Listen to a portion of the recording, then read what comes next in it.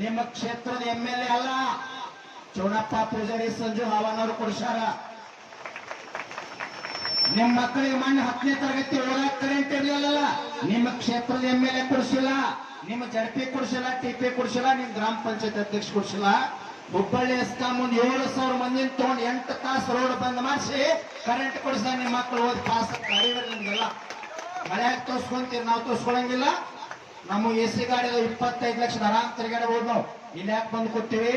ನಿಮ್ಮ ಸಲುವಾಗಿ ಬಂದೇವಿ. ರೈತರ ಕಣ್ಣೀರು ಹಾಕಬಾರ್ದಂತ ಬಂದೇವಿ. ನೀರಾವರಿ ಹೋರಾಟ ಯಾವ MLA ಮಾಡಂಗಿಲ್ಲ, ಯಾವ ಮುಖ್ಯಮಂತ್ರಿ ಮಾಡಂಗಿಲ್ಲ.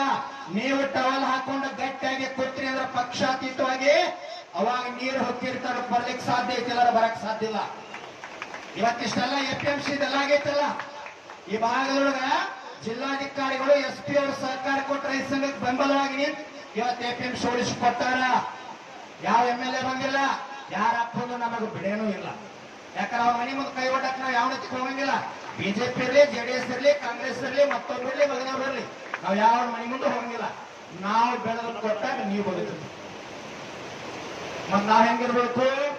ನಿಮಗೆಲ್ಲ ವಿನಂತಿ ಮಾಡಿಕೊಡ್ತೀನಿ. ವ್ಯಾಪಾರಸ್ಥರಿರ್ಲಿ, ಅಧಿಕಾರಿ ಇರ್ಲಿ, ರಾಜಕಾರಣಿ ಇರ್ಲಿ, ನೀವು ಅನ್ನ ತಿನ್ನುವಾಗ ಏನು ಮಾತಾಡ್ಬೇಕಂತಂದ್ರ, ದೇವರಿಗೆ ಏನು ಬೇಡ್ಕೋಬೇಕು ಅಂತಂದ್ರ, ಯಾವ ರೈತನ ಅನ್ನ ನನ್ನ ಮನೆ ಬಾಗಿಲಿಗೆ ಬಂದೈತಲ್ಲ, ನನ್ನ ತಟ್ಟಿ ಒಳಗೆ ಬಂದೈತಲ್ಲ, ಆ ರೈತ ಎಂದು ಉಪವಾಸ ಬೆಳೆದಂಗಿರ್ಲಿ, ಆ ರೈತನ ಮಣ್ತನ ಆ ಮಕ್ಕಳಿಂದ ಉಪವಾಸ ಬೆಳೆದಂಗಿರ್ಲಿ ಅಂತ ಕೇಳ್ಕೊಡ್ರಿ. ರೈತಗ ಧರ್ಮ ತಮ್ಮ ಮೈಕ ಕಡಿಮೆ ಕಟ್ ನೋಡು.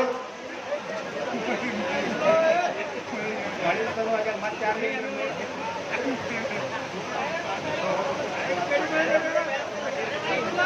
ಭಯ